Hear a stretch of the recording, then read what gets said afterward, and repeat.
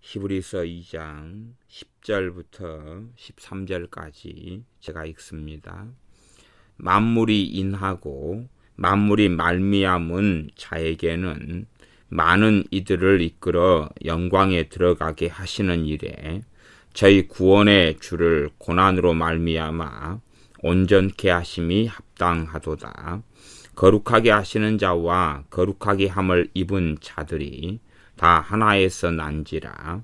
그러므로 형제라 부르시기를 부끄러워 아니하시고 이르시되 내가 주의 이름을 내 형제들에게 선포하고 내가 주를 교회 중에서 찬송하리라 하셨으며 또다시 내가 그를 의지하리라 하시고 또다시 볼지어다 나와 및 하나님께서 내게 주신 자녀라 하였으니 아멘. 히브리서 2장 앞에 있는 말씀에서는 주님의 고난의 목적, 주님의 고난의 이유에 대해서 말씀을 했습니다. 그 주님의 고난의 이유에 대하여 5절부터 9절까지 말씀을 했고 또 계속 이어서 주님의 고난의 이유에 대하여 설명하는 것이 10절부터 13절까지의 말씀입니다. 주님께서 왜 고난을 당하셔야 하셨는가? 주님께서 왜 죽으셔야 하셨는가 하는 이유에 대하여 계속 이어서 말씀하고 계십니다. 그리고 이제 뒤에 이어지는 14절부터 18절까지의 말씀은 그리스도께서 왜 성육신 하셔야 하셨는가? 그리스도께서 왜 사람의 몸을 입고 이 땅에 오셨는가? 그것이 왜 필연적일 수밖에 없었는가? 하는 말씀을 설명하고 있습니다. 10절부터 13절까지 말씀을 봅니다. 만물이 인하고 만물이 말미암은 자에게는 만물이 인하고 만물이 말미암았다. 만물의 원인자가 되시고 만물이 그분으로부터 나오신 그분에게는 이렇게 자에게는 그것이 분에게는 그게 맞는데 만물이 창조되고 또 만물을 창조하시고 만물을 보존하시는 분 이렇게 이해해도 됩니다. 하나님 아버지를 말씀하시는 겁니다. 하나님 아버지께서는 많은 이들을 이끌어 영광에 들어가게 하시는 일에 저희 구원의 주를 고난으로 말미암아 온전케 하심이 합당하도다. 많은 이들을 이끌어 영광에 들어가게 하시는 일에 여의 상반절에서 우리는 하나님께서 가지고 계신 구원 계획을 볼 수가 있습니다. 하나님께서는 만물을 창조하시고 만물이 하나님에게서 나오게 하시면서 많은 이들을 어디에 들어가게 하시기를 원하시냐 그러면 영광에 들어가게 하시기를 원하시는 것입니다. 많은 이들이 하나님의 영광에 이르게 하시기를 원하시는 것입니다. 사람이 죄를 범하여서 하나님의 영광에 이르지 못하더니 하나님께서 예비하신 영광, 하나님께서 예비하신 영화로운 그 자리, 하나님의 나라 속에서 얻게 될 그 영광을 사람들이 인류가 얻고 누리기를 하나님께서는 원하셨습니다. 그래서 하나님께서 많은 이들을 영광 속에 사실은 모든 인류를 영광 속에 들어가게 하시기를 원하셨는데 그러나 그것은 결코 모든 이들에게 해당되지 않습니다. 구원은 모든 사람의 것이 아니미로다. 악의적이고 악하고 강팍하고 하나님을 영화롭게 하지 아니하며 하나님께 나오지 않는 자들에게 해당되는 것이 아니었습니다. 그러나 모든 사람들이 악하고 강팍하며 하나님을 벗어나며 하나님을 배신하며 배반하였습니다. 그렇기 때문에 하나님께서는 구원의 문을 여셔야 하셨습니다. 그렇지 않고 사람의 행위대로 그들을 심판하게 된다면 어떠한 이들도 하나님의 존전에 설 수 없고 하나님께서 계획하시고 예비하신 하나님의 영광에 이를 수 없었습니다. 그렇기 때문에 주 예수님께서 고난으로 말미암아 온전케 되시는 것이 필요하셨습니다. 그래서 많은 이들을 이끌어 영광에 들어가게 하시는 일에 그 하나님의 뜻, 하나님의 계획, 하나님의 목적 때문에 저희 구원의 주를 고난으로 말미암아 온전케 하심이 합당하도다. 그러기 때문에 구원의 주님을 고난 때문에 완전하게 하시는 것이 하나님의 공의에는 반드시 필요했다 하는 것입니다. 구원하시는 주님, 구원의 주님은 반드시 고난을 받으셔야 했다 하는 것입니다. 고난을 통하여서 하나님에 대한 순종과 고난을 통하여서 우리 주님께서는 완전하게 되셔야 하셨다 하는 것입니다. 근데 완전하신 분이 주님이 아니신가? 완전하신 분이 주님이 아니신가? 이제 이런 이야기가 이 말씀에는 나옵니다. 고난으로 말미암아 온전케 하심, 온전은 완전입니다. 온전케 하심이 합당하도다, 당연하다 그 말인데요. 여기에서 주님께서 완전한 사람이 되셨다 하는 성육신의 한 부분을 또한 그 다음에 다룰 내용들을 미리 설명하고 있기도 합니다. 참된 인간으로 참된 하나님이신데 그리스도의 신성에 대해서는 히브리서 1장에서 이미 말씀하였습니다.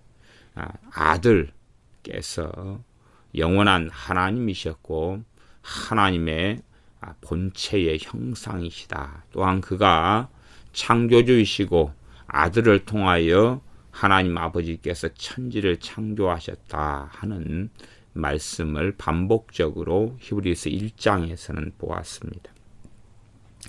그런데 이 주님께서 고난으로 말미암아 온전케 되셔야 하셨다. 그것은 하나님의 공의를 이루시기 위하여 사람의 몸을 입고 이 땅에 오셨고 사람이라는 존재로 태어나셨다 하는 이야기는 불완전한 상황 속에서 있다 하는 것입니다.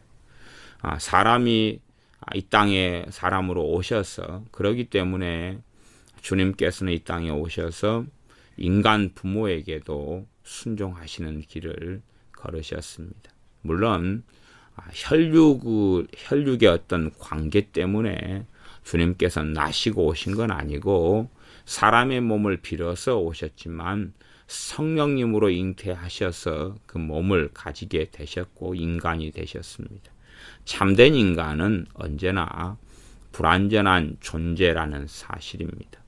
왜냐하면 저를 잠깐 천사보다 못하게 하시며 사람의 존재라는 것은 천사보다 못하다 하는 것은 천사보다 불완전하다는 것을 이야기합니다. 이 땅에 살면서 사람과 똑같은 자리 또한 똑같은 모습 똑같은 모양의 길을 주님께서는 반드시 하나님의 의를 이루시기 위하여 하나님의 공의를 만족해 하시기 위하여 그 길을 걸으셨습니다. 육체를 가지고 계셨기 때문에 그분은 피곤하시고 지치셨고 또한 그분은 사람이 걸어야 될 사람이 걸어야 될 하나님에 대한 순종과 하나님의 사랑을 증명하시며 입증하셔야 했기 때문에 그분은 고난을 받으시면서 고난을 통하여 완전하게 되시는 길을 걸어가셨습니다. 그렇기 때문에 예수님의 사람들에게는 실상은 고난은 필연이다 라고 말할 수밖에 없습니다. 고난은 필연이다. 주님 앞에 겪는 고난을 통하여 그의 믿음은 온전케 될 수 있고 그의 믿음은 성장하고 자라갈 수가 있습니다. 예수님의 사람들이 인생과 삶 속에 있는 고난을 어떻게 겪고 어떻게 당하느냐 하는 것. 잘못 겪고 잘못 당하면 그는 어리석어지고 악해지고 완악해지고 그의 믿음은 무너지고 신앙은 무너져 가겠지만 그가 고난을 주님과 함께 주님께서 겪고 당하셨던 것처럼 그래서 고난을 당하심으로 온전케 이 인간의 육신의 몸을 입고 오시는 인간으로서 오셨을 때, 완전한 인간으로 오셨을 때, 완전한 인간이라는 것은 인간 자체가 완전하다는 게 아니라 진짜 사람이 되셨다 하는 완전한 인간을 이야기합니다. 진짜 사람은 고난을 통하여 온전케 되는 것이 필요하고 우리 주님께서 먼저 그 길을 걸으셨습니다. 그래서 주님께서는 우리의 구원의 주님이 되시는 것이 합당하셨고 구원의 주님이 되실 수 있으셨습니다. 주님께서 구원의 주님이 되시기 위하여 하나님 아버지 앞에서 고난을 겪고 고난을 당하셨습니다. 40일 금식하시는 고난을 당하시고 사단에게 마귀에게 3번 시험을 당하는 고난을 당하시고 또한 기본적으로 인간 부모 불완전하며 어리석으며 문제투성이인 인간 부모에게 순종하는 그 어려운 걸음을 겪으셨습니다. 영적인 세계를 제대로 보지 못하고 하나님을 제대로 영화롭게 하지 아니하는 그러한 사람들에게 순종하며 불완전한 육신이기 때문에 육신이 성장하며 또한 불완전했기 때문에 그가 순종하시면서 인간 몸이 자라고 지혜가 자라는 그 길을 걸으셨습니다. 그래서 주님에 대하여 증거하여 있기를 그가 자라며 사람에게 사랑받으며 지혜가 자라갔다라고 말씀하십니다.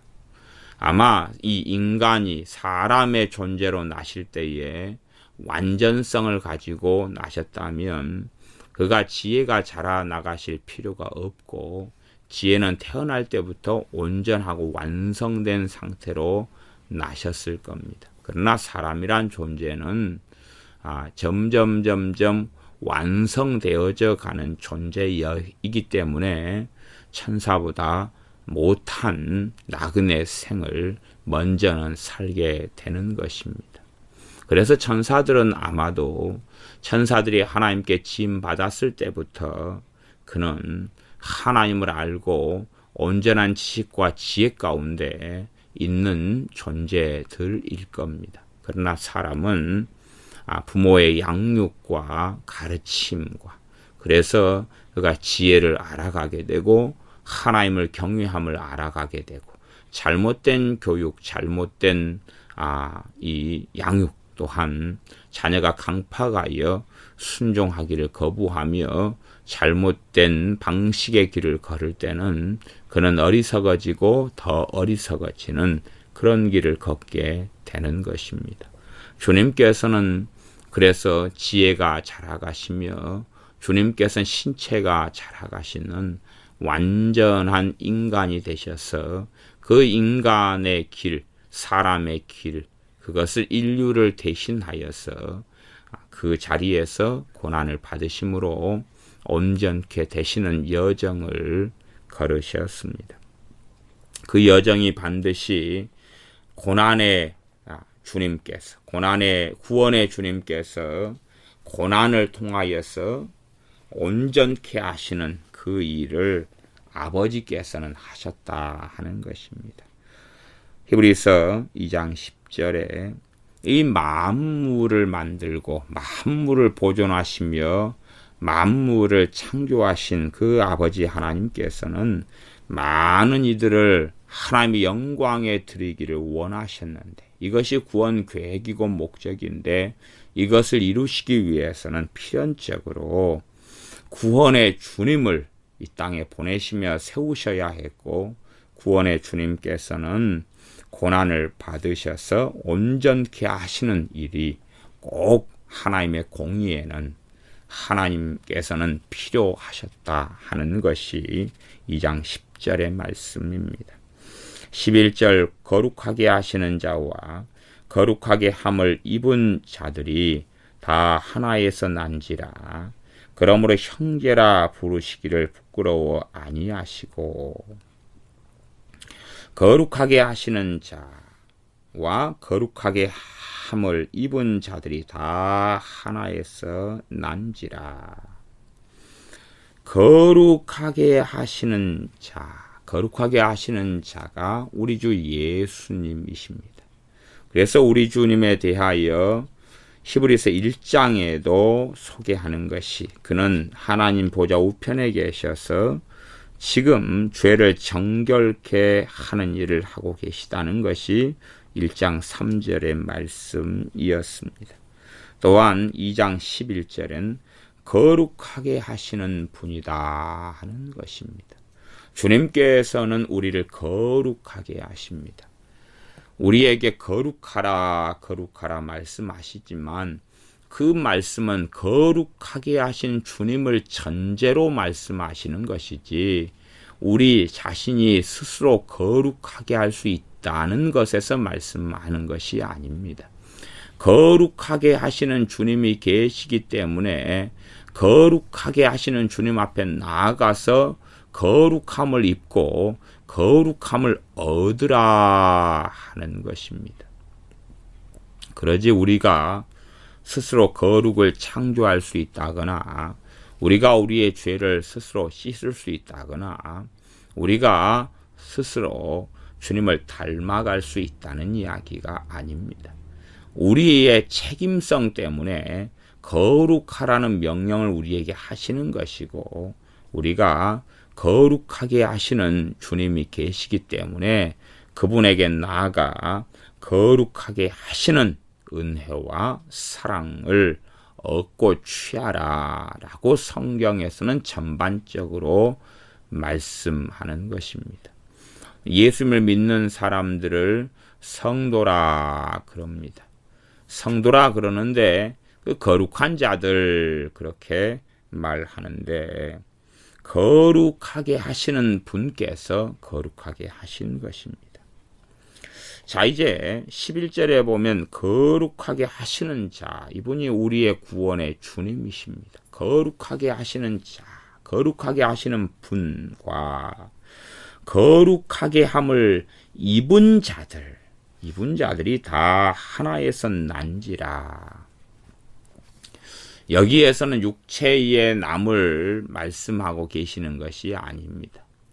거룩하게 하시는 자인 우리 주님께서는 태초부터 영원부터 하나님 안에 독생하신 분이셨고 하나님 안에 거하셨으며 하나님과 함께 말씀으로 거하셨으며 하나님으로부터 나오셨습니다.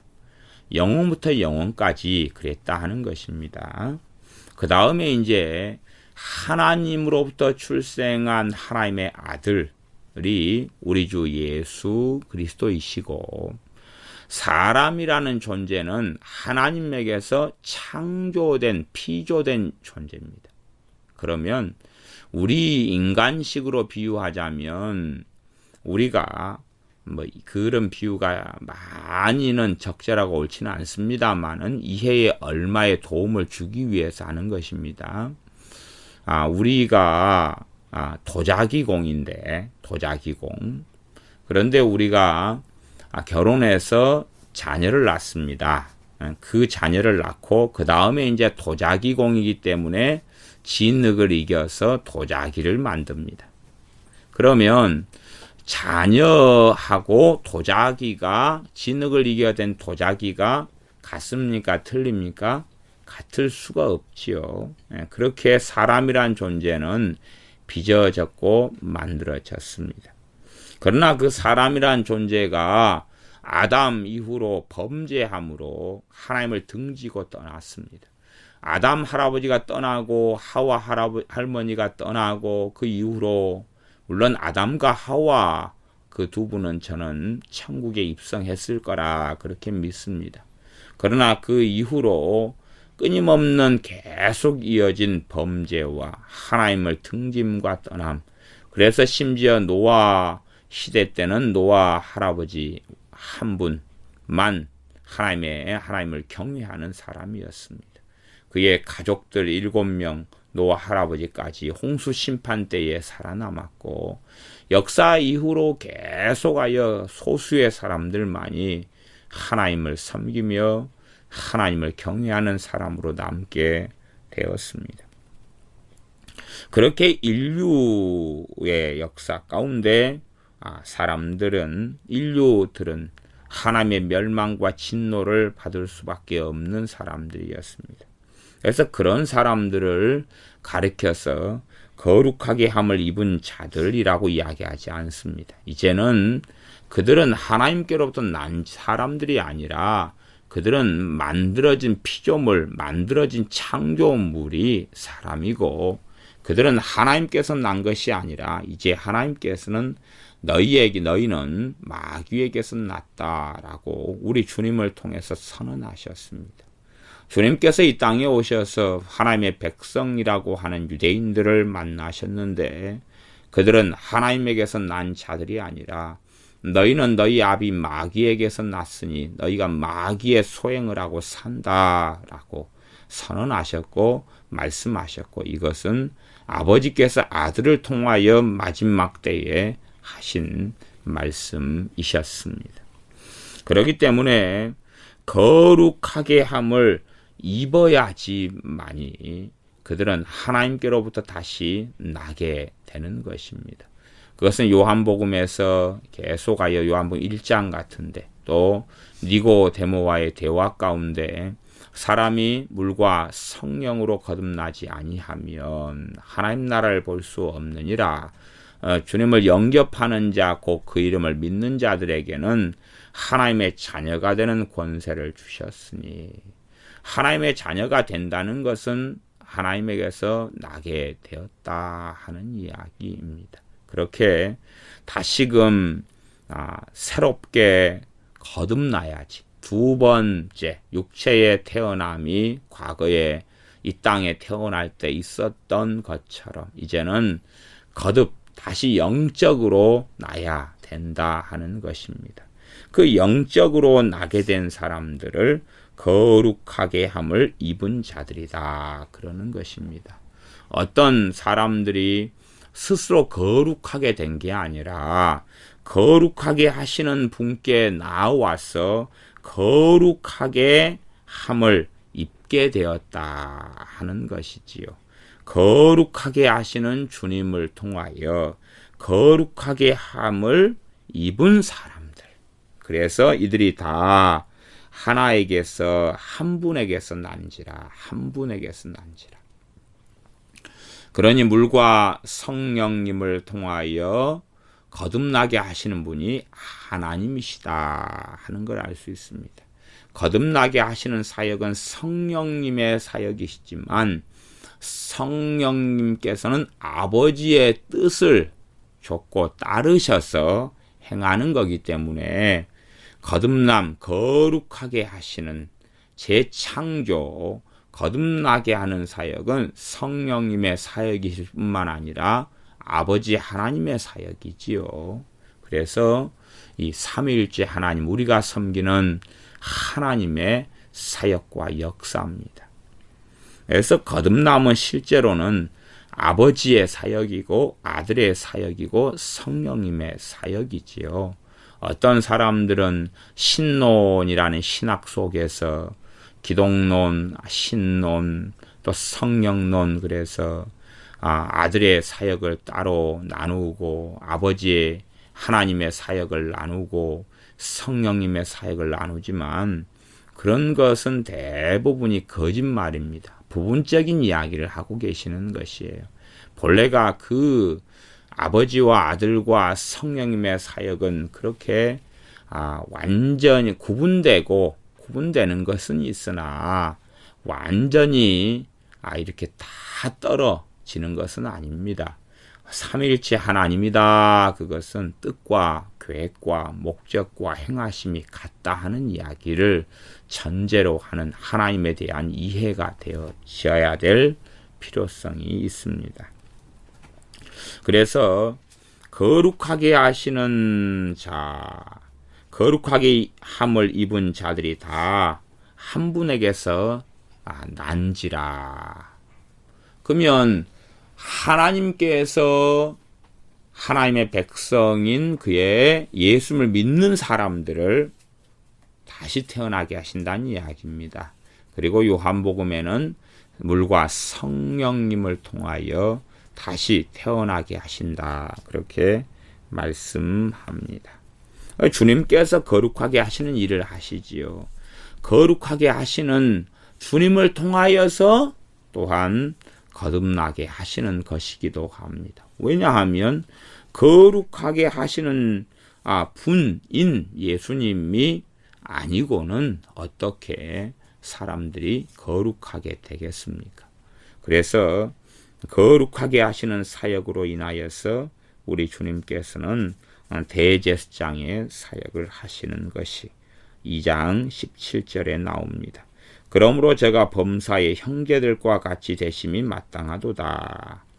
이는 하나님의 일에 자비하고 충성된 대제사장이 되어 대제사장 되신 주님께서 자신의 피를 통하여 자신에게 나아오는 사람들, 예수님께 나아오는 사람들을 자신의 피로 깨끗게 하시며 그들을 이끄셔서 자신의 피로 그들을 덮으셔서 하나님께로 인도하셔서 하나님과 화목되게 하시는 사역을 하셨으며 또한 지금도 하고 계시는 것입니다. 그래서 거룩하게 하시는 분인 주 예수님과 거룩하게 함을 입은 우리가 결코 동등된 자리에 설 수 자체는 없는 것이지요. 그런데 하나님께서는 이제 재창조, 거듭남의 역사 속에서 그분의 본래 본체의 형상이며 영광이신 주님과 또한 피조물이고 한낱 진흙덩이에 불과한 우리를 다시금 이 죄로 얼룩지며 하나님에 대한 배도와 배역의 역사 속에서 하나님을 찾지도 않고 영화롭게 하지도 아니하고 제 갈 길로 갔던 우리를 불러주셔서 그 부름에 우리가 화답하도록 은혜 주시고 그렇게 해서 거룩하게 함을 입은 사람들을 다시 태어나게 하신 것입니다. 다시 태어나게 하셔서 거룩한 자라 성도라 그렇게 일컬어 주셨고 하나님께서는 정말로 놀랍고 감격적이게도 이 부분에서 다 한 분에게서 자신에게서 났다 인정하시고 우리 주님께서는 그러므로 형제라 부르기를 부끄러워 아니하셨다. 그렇기 때문에 구원의 역사에 대하여 구원의 역사가 이제 한 분에게서 다시 태어남이 필요하다는 것을 히브리서 2장 11절은 역설하고 있습니다.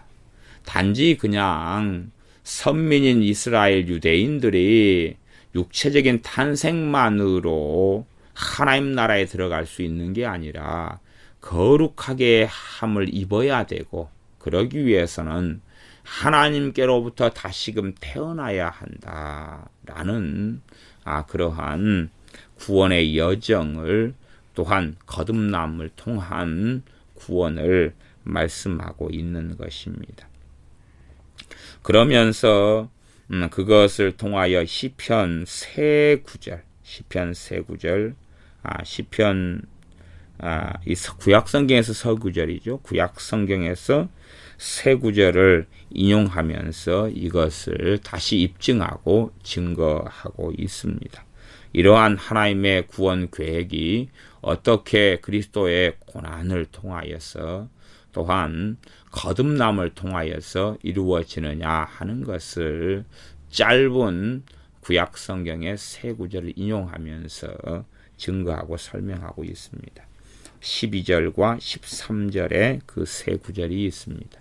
물론 우리가 구약 성경을 읽을 때에 간략하고 단순하게 지나가 버리기 때문에 그러한 세 구절에 담겨 있는 깊은 의미들을 잘 살펴보지 않게 되는 것은 쉽고, 더군다나 유대인들 같은 경우가 이 세 구절을 자주 보지만 그럼에도 불구하고 진정한 의미를 잘 알거나 파악하기는 굉장히 어렵습니다. 특별히 구약 성경에 있는 주님에 대한 예언들은 성령님께서 그 계시들, 구약의 예언들을 열어주지 않고 밝히 열어주지 않으면 너무나 함축되고 축약되어져 있어서, 또한 때로는 감추어져 있는 것이 너무 많아서 밝혀지기가 어려운 것들이 아주 많이 있습니다. 12절에 이르시되 내가 주의 이름을 내 형제들에게 선포하고 내가 주를 교회 중에서 찬송하리라. 시편 22편 23절의 말씀이죠. 이것은 주님에 대한 예언입니다. 내가 주의 이름을 내 형제들에게 선포하고, 그러면 이제 내가 주의 이름을, 이건 누가 하시는 사역을 예언하신 것입니까? 이 땅에 성육신 하시고 이 땅에 오신 주님께서 하시는 사역을 예언한 것이 이 시편 22편 23절의 말씀입니다. 여기에서는 이미 내 형제들에게라고 말씀하고 있지요. 내 형제들에게. 하나님께서 다시금 이 사람을 재창조하시며 다시 태어나게 하셔서 우리 주 예수님의 형제로 인정해 주시는구나. 그렇기 때문에 우리 주님을 맏아들이라 그렇게 이야기하고, 또한 형제들이다 그렇게 합니다. 물론 성경의 표현들은 단지 그것만으로 끝나는 건 아닙니다. 그렇기 때문에 실제로는 우리 주 예수님에 대하여서 우리를 예수님의 자녀들이다 그렇게 표현하기도 합니다. 그래서 어떤 의미에서 우리의 하나님이 아버지 하나님이시지만, 우리 아버지 하나님 우리 아버지가 되시지만, 또 어떤 의미에서는 주님께서 우리가 아버지가 되신다, 이런 표현들이 구약이든 신약이든 등장합니다.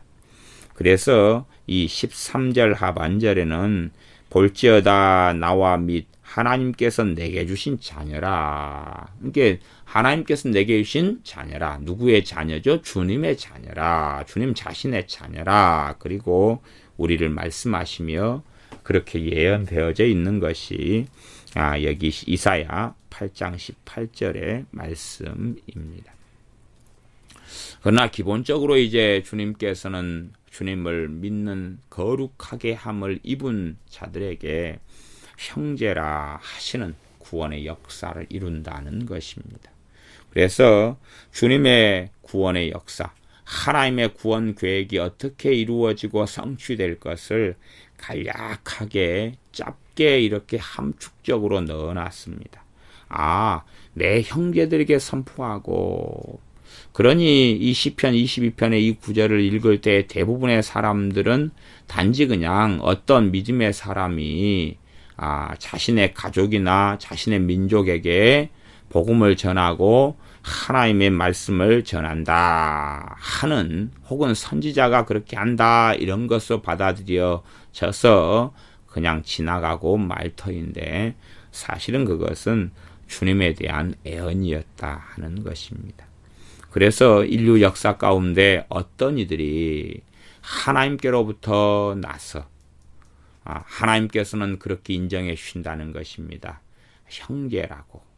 이것은 하나님께로부터 피조됐다는 것하고는 다릅니다. 진흙덩이를 이겨서 아담을 만드시고 생기를 넣으시고 거기에서 계속하여 하나님의 피조의 역사는 이루어지고, 아담에게서 사람이 나고 이런 존재는 피조된 것이고, 다시 그를 영적으로, 다시 그를 영으로, 다시 그를 하나님께서 거듭나게 하시는 영적인 일, 그 일을 하셔서 태어나게 하신다 하는 것이죠. 이것을 신학적으로는 거듭남을 신생이라 그렇게 이야기합니다. 신생, 거듭남인데 하나님께로부터 태어남이다 하는 것입니다. 두 번째 태어남이죠.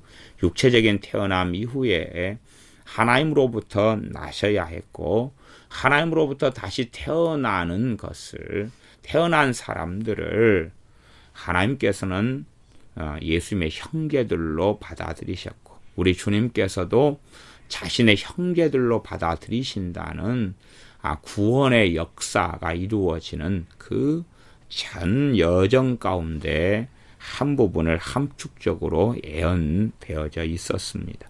내가 주의 이름을 내 형제들에게 선포하고, 주님께서 이 땅에 오셔서 주님께서 주님의 말씀을 전하고 선포하셨습니다. 누구에게요? 주님의 사람들에게 그렇습니다. 그러므로 들을 귀 있는 자는 들을지어다 라고 계속하여 말씀하셨던 것입니다. 내가 주를 교회 중에서 찬송하리라. 주님께서 이 땅에서 이루시고자 하는 모든 것이 찬송, 다시 말하면 하나님을 영광스럽게 하는 것인 것을 알 수가 있습니다.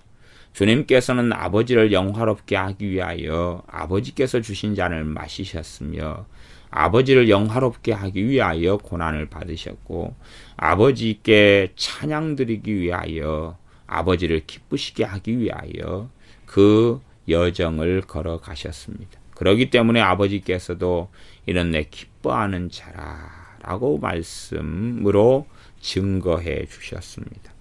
내가 주를 교회 중에서 찬송하리라. 주님께서 또한 교회를 세우시는구나 하는 것을 예언되어 있는 사실을 알 수가 있습니다.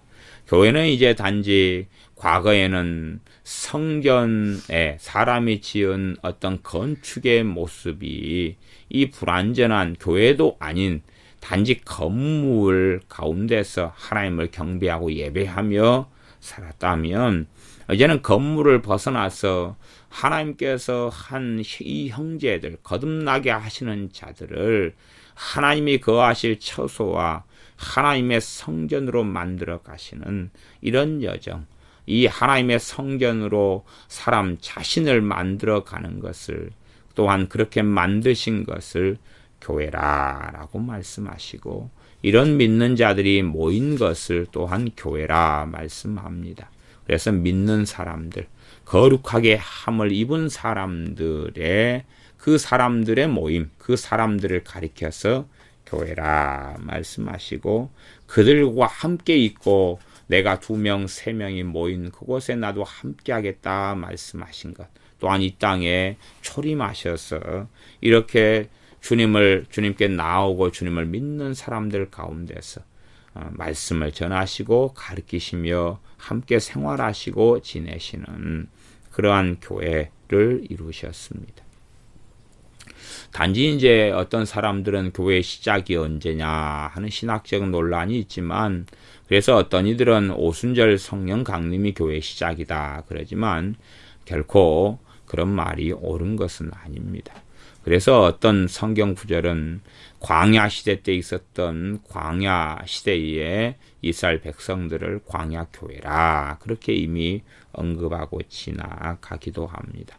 물론 그림자 같은 교회에 불과했고 주님께서 이 땅에 오시면서 주님을 믿는 사람들과 함께 하시고 주님을 찾는 사람들과 함께 아버지 하나님을 경배하며 찬양했던 그 교회가 참된 교회, 이제는 성취된 교회의 모습이다. 그 교회가 성령의 강림하심을 입어서 강건해지고 하나님의 뜻을 이룰 수 있으며 거룩함의 여정 속에 하나님을 영화롭게 하는 길을 걸어갈 수 있도록 그들과 함께 하시는 성령의 강림을 통하여 능력을 얻고 영적인 눈이 띄어지고 또한 진리 가운데 살아갈 수 있게 하는 그러한 문과 길을 여신 것이 오순절의 성령 강림이 되겠습니다. 13절 또다시 내가 그를 의지하리라 하시고, 주님께서 내가 그를 의지하리라. 그는 아버지 하나님을 말씀하지요. 내가 하나님을 의지하리라. 내가 아버지 하나님을 의지하리라. 시편 25편 2절에 있는 말씀입니다. 우리는 이 간략한 말씀을 보면서 깊이 있는 것을 발견하기 어렵습니다. 그런데 아들 하나님께서는 누군가를 의존해야 될 정도로 불완전한 분이 결코 아니십니다. 그런데 이분이 내가 하나님을 의지하리라 라고 말씀하시는 것은 그가 불완전한 존재인 사람이 되신 것을 말씀합니다. 그래서 그가 내가 그를 의지하리라. 아들께서 주님께서 내가 하나님을 의지하리라.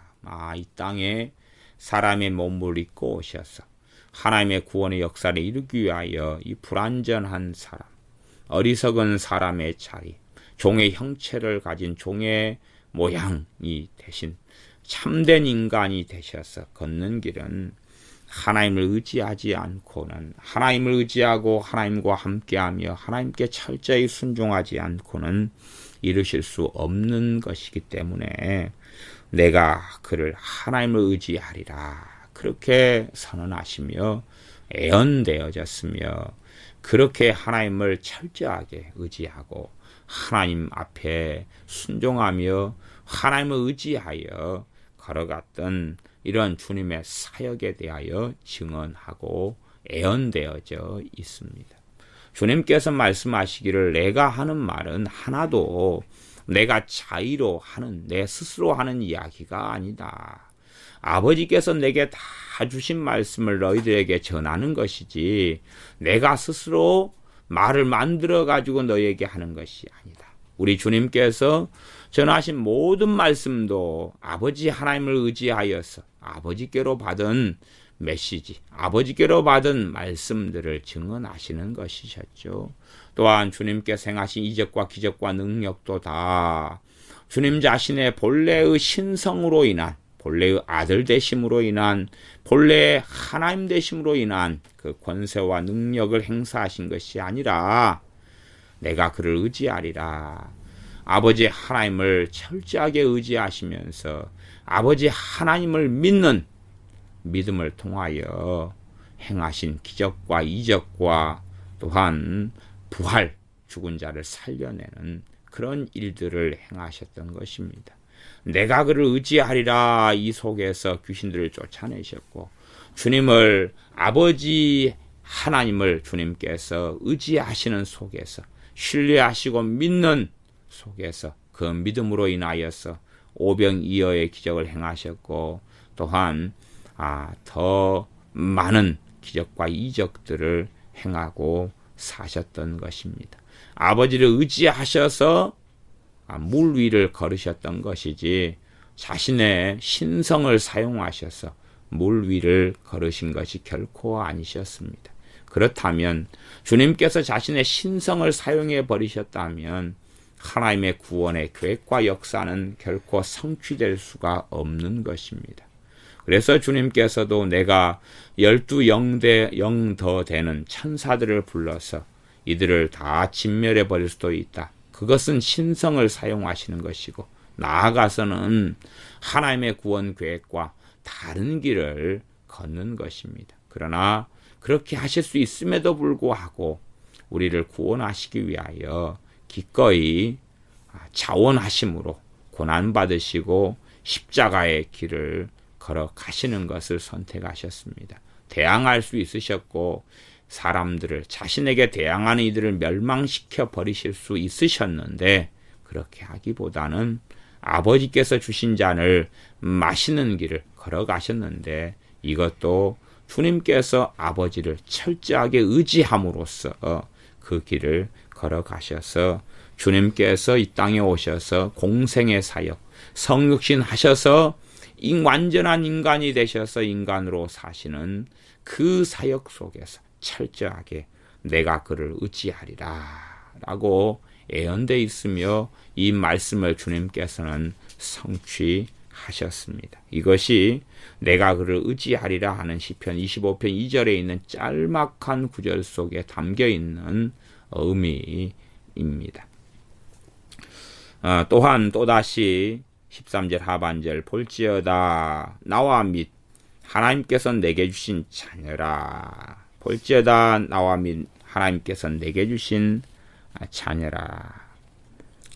볼지어다 이제 이 번역 자체가 좀 미흡하게 되어 있는 부분이 있습니다. 이사야 8장 18절에 있는 말씀인데 일반적으로는 어떻게 번역되고 해석되냐 하면 볼지어다가 아니라 보십시오. 보십시오. 그런 말입니다. 보십시오. 나와 그것은 내가 여기 있습니다.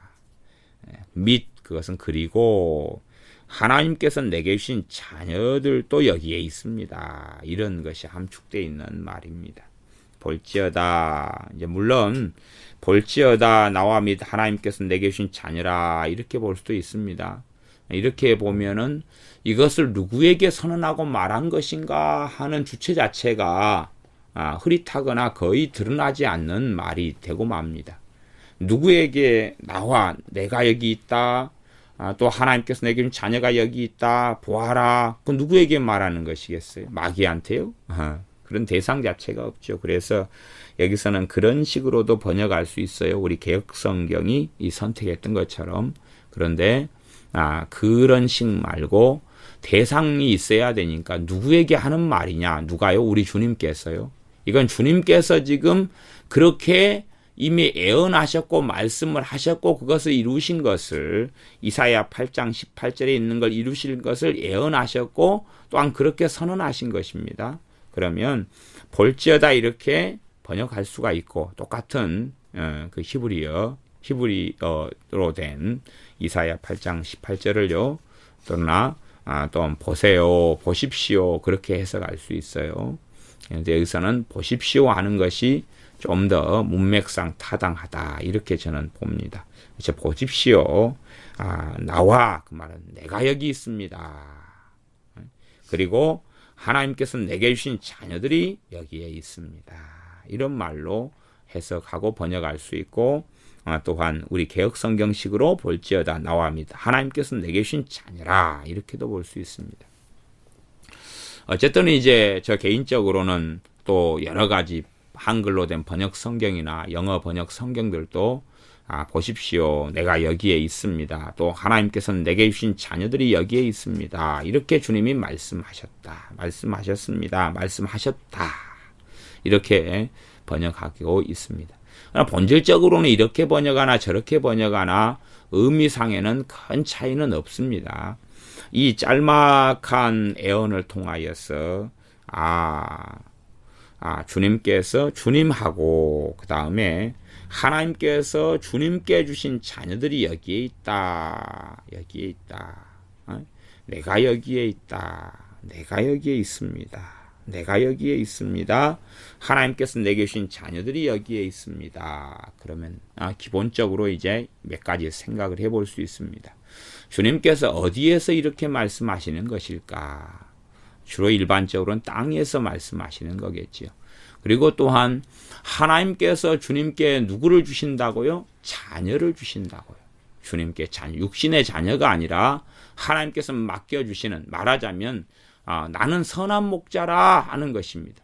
내 양은 내 음성을 듣고 나를 따른다. 그런 주님의 사역을 전반적으로 말씀하는 것을 알 수가 있습니다. 그래서 내게 주신 자 가운데 아버지께서 내게 주신 자 가운데 하나도 잃어버리지 않았고 이 멸망의 자식 하나뿐입니다. 라고 말씀하셨지. 아버지께서 주님께 그의 제자들을 주셨고 그래서 주님께서 밤이 맞도록 철야하시고 제자들을 부르셨습니다. 그리고 아버지께서 주신 자녀들을 다 내가 보존하였습니다. 라고 기도하시는 것을 우리는 요한복음에서 봅니다. 그러한 전체적인 주님의 공생의 사역에 대하여 아버지께서 나를 보내셔서 내가 여기에 있습니다. 아버지께서 내게 주신 자녀들도 여기에 내가 잘 양육하며 세우며 이렇게 함께 데리고 보존하고 있습니다. 그렇게 기도하는 아버지 앞에 말씀드리는 그런 상황이지 않나 그렇게 보여집니다. 그렇게 해서 주님께서 이 땅에 오셔서 고난받으시며 고난을 통하여 주님께서 완전하게 하나님 앞에서 되셔야 되는, 하나님만을 철저히 의지하시고 이 고난의 길, 인간으로 완전한 인간이 되셔서, 하나님이심에도 불구하고 완전한 인간이 되셔서 고난의 길을 걸으실 때에 주님께서 완전한 구원의 주가 되시고, 그 주님께서는 또한 사람들을 거룩하게 하실 수 있으며, 이렇게 해서 하나님의 구원의 역사는 많은 이들을 하나님의 영광에 드리시는 것인데, 그렇게 하실 수 있게 되었다 하는 것입니다. 그래서 아버지 하나님께서 주님께 자녀들을, 주님께 많은 사람들을 이끌어서 그들을 구원케 하시는 그러한 하나님의 뜻과 하나님의 계획과 하나님의 목적이 있습니다. 더 많은 사람들을 구원케 하시기 위하여 너희는 복음을 천하 만국에게, 천하 만민에게 구원을 전하라, 복음을 전하라 라고 말씀하시면서 더 많은 사람들을 이끌어서 아버지의 영광에 들어가게 하시려는 하나님의 열심이 있고, 하나님의 계획이 있고, 하나님의 뜻이 있고, 그 아버지의 뜻과 아버지의 계획을 아시고 찬성하시며 적극 동의하시며 함께 계획하신 주님께서 완전한 사람이 되셔서 고난의 여정과 길을 통하여 아버지의 뜻 안에서 또한 온전케 되어져서 우리의 고난을 통한 구원의 주님이 되셨고, 그에 대한 새 말씀, 수없이 많은 말씀 가운데 주님의 이 고난의 이유와 목적에 대하여 설명하기 위하여 이 세 구절을 인용하면서 주님에 대하여 증거하였습니다. 기도하겠습니다. 주님께서 우리를 구원하시기 위하여 고난을 받으신 것을 주님께 감사하며 찬양합니다. 주님께서 고난 받으시고 또한 우리를 거룩하게 하시는 분이 되어 주셔서 우리를 거룩하게 하심에 감사를 드립니다. 우리 스스로에게는 어떠한 거룩함이나 어떠한 청결함도 일어날 수가 없기 때문에 거룩하게 하시는 주님을 더 철저하게 의지하며 의존하며 신뢰하며 믿고 살아가는 우리들이 되게 도와주시옵소서. 우리같이 진흙덩이에서 만들어진 자를 주님께서 불러주셔서 주님을 믿을 때에 아버지께로서 나게 하시는 아버지 하나님을 찬양하며 경배합니다. 아버지께서 주님의 피를 통하여 주 예수님을 믿는 믿음을 통하여 아버지의 소생으로 자녀로 다시 태어나게 하셔서 우리 주님께서는 형제라 우리를 불러주심에 감사와 찬양을 드립니다. 그러나 우리가 더 겸손하고 겸비한 자리에서 주님을 영화롭게 하며 주님을 섬기며 주님께 고난을 통하여 순종하는 믿음의 길을 걷게 하여 주시옵소서. 예수님의 이름으로 기도하옵나이다. 아멘.